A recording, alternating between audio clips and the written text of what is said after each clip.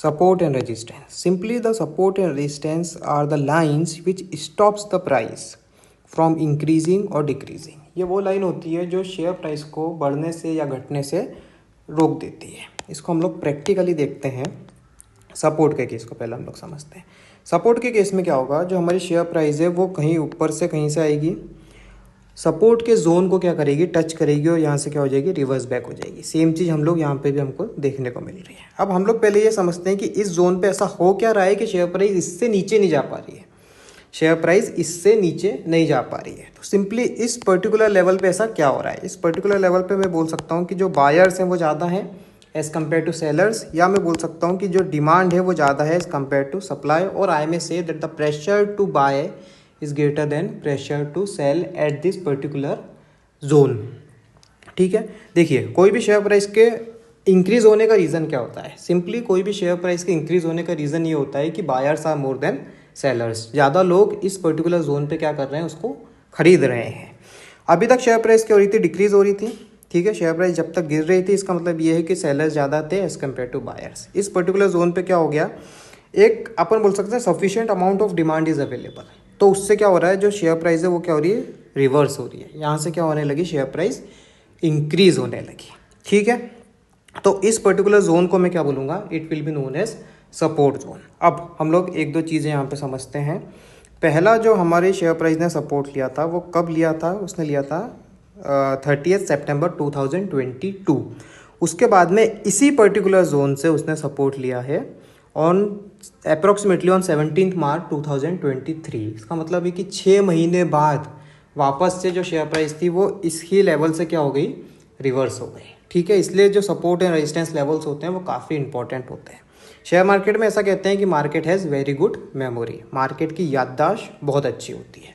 ठीक है. अभी तक हमने बात किसकी करी, सपोर्ट की. अब हम लोग थोड़ा सा किसको समझते हैं, रेजिस्टेंस को समझते हैं. सपोर्ट का ठीक उल्टा क्या होता है, रेजिस्टेंस होता है. रेजिस्टेंस का हिंदी मीनिंग होता है रुकावट. रेजिस्टेंस का हिंदी मीनिंग क्या होता है, रुकावट ना.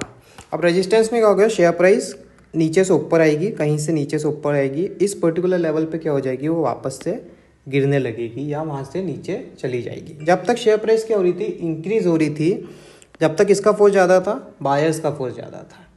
इस पर्टिकुलर जोन पे क्या हुआ, एकदम से सेलर्स आ गए, सेलिंग आ गई. ज़्यादा लोग क्या करने लगे, बेचने लगे. क्योंकि ज़्यादा लोग यहाँ पे क्या करने लगे, बेचने लगे. इसकी वजह से क्या हो गई, शेयर प्राइस वापस से गिरने लगी. तो यहाँ पे मेरे को दो तीन चीज़ें समझ में आ रही हैं. पहला ये समझ में आ रहा है कि sellers are more than buyers, या I may say that the supply is greater than demand, और I may say that the pressure to sell is greater than pressure to buy. ठीक है. इस जोन के क्या बोलेंगे हम लोग, रेजिस्टेंस बोलेंगे. ठीक है. रेजिस्टेंस हमको कब मिलेगा, टॉप पे मिलेगा. सपोर्ट हमको कहाँ मिलेगा, बॉटम पे मिलेगा. ठीक है.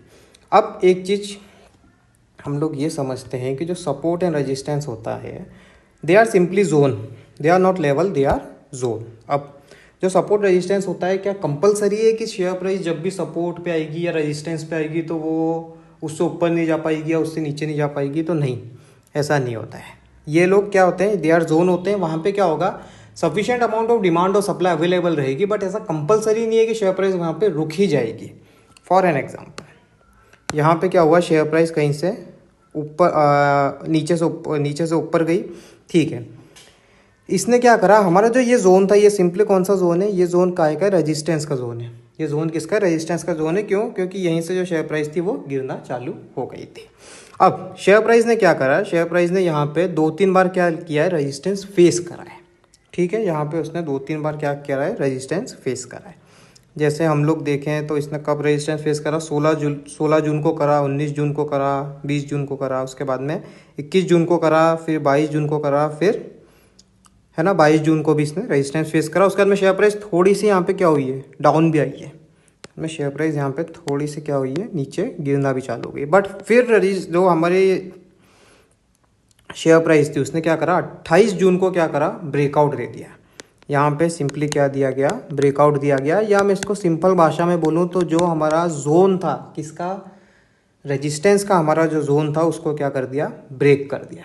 अब क्योंकि रेजिस्टेंस को ब्रेक करा, इसका रीज़न क्या हो सकता है, सिंपली रेजिस्टेंस को ब्रेक करने का रीज़न ये हो सकता है कि that the bulls has overtaken bears. या अभी भी क्या किसका फोर्स ज़्यादा है, still the buyers are more than sellers, या मैं बोल सकता हूँ सेलर बायर्स ने क्या कर लिया है, ओवरटेक कर लिया है किसको, सेलर्स ने। इस जोन पे भी क्या हो रहा है, ज़्यादा लोग इसको खरीदने को तैयार है। अभी भी लोगों को क्या लग रहा है कि शेयर प्राइस हो सकता है और ज़्यादा ऊपर जाए। तो इस यहाँ पे भी किसने ओवरटेक कर लिया, बायर्स ने ओवरटेक कर लिया। तो यहाँ पे क्या हो गया, हमको ब्रेकआउट मिल गया, हमारा रेजिस्टेंस का लेवल टूट गया। उसके बाद में देखिए शेयर प्राइस काफ़ी अच्छा ऊपर गया है। ठीक है, अब एक बहुत ही इंपॉर्टेंट कंसेप्ट है जो मैं यहाँ पे आपको क्लियर करना चाहता हूँ। वो ये है कि जब अभी तक ये लेवल कौन सा क्या था, दिस लेवल, ये जो लेवल हम अभी तक देख रहे हैं, ये लेवल काय का था, ये लेवल सिंपली किसका था, रेजिस्टेंस का लेवल था।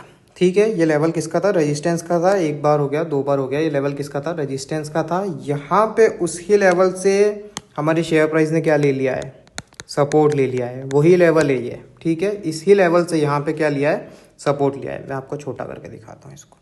ये हमारा रेजिस्टेंस का लेवल था, यहीं से शेयर प्राइस ने क्या ले लिया है, सपोर्ट ले लिया है। तो मेरे को एक बहुत ही इंपॉर्टेंट फीचर समझ में आया, किसका, सपोर्ट एंड रेजिस्टेंस का, that the support and resistance R interchangeable. जब रेजिस्टेंस ब्रेक होगा तो शेयर प्राइस क्या जाएगी, ऊपर जाएगी। उसके बाद में अगर शेयर प्राइस कभी भी रिवर्स होगी तो वो क्या होगा, वही लेवल मेरा क्या बन जाएगा, सपोर्ट का लेवल बन जाएगा। इसको मैं आपको प्रैक्टिकली ड्रॉ करके बताता हूँ। लाइक दिस, ये कोई जोन है, जोन अपन ले लेते हैं फॉर एग्जांपल 150 का। शेयर प्राइस ऊपर आती है, नीचे जाती है, फिर ऊपर आती है, फिर नीचे जाती है। यहाँ पे क्या हो गया, ब्रेकआउट हो गया। सिंपली यहाँ पे क्या हो गया, ब्रेकआउट हो गया। अभी भी कौन ज़्यादा लोग क्या कर रहे हैं यहाँ पे, buyers, still buyers has overtaken the sellers. अब अगर शेयर प्राइस नीचे जाएगी तो यहाँ से क्या हो जाएगी, वापस ऊपर चली जाएगी। So the levels of support and resistance R interchangeable. Support and resistance क्या होते हैं, इंटरचेंजेबल होते हैं। इसको अपन ने प्रैक्टिकली यहाँ पे देख लिया। ठीक है।